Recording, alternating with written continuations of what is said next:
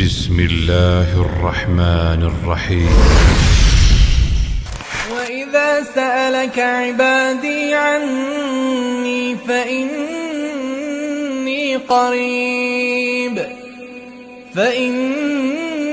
قريب أجيب دعوة الداع إذا دعان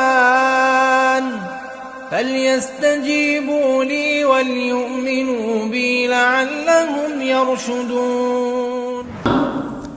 اجیب دعوت الداع، کسی که دعا میکند دعاش حتما اجابت میکنم، اما شرطی دارد. فلیستجیبوا لی، شرط اول اینه که باید اون داعی دعا کننده باید احکام من را، اوامر و نواهی را، احکام دین را محکم بگیرد.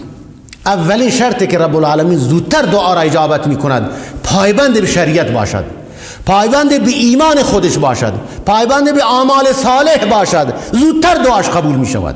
هرچه انسان پایبند به تقوا و به ایمان و به اعمال صالح، دوری از محرمات، دوری از کفر و شرک و خرافات و به سنت و به توحید محکم بایستد، دعاش زودتر قبول می شود.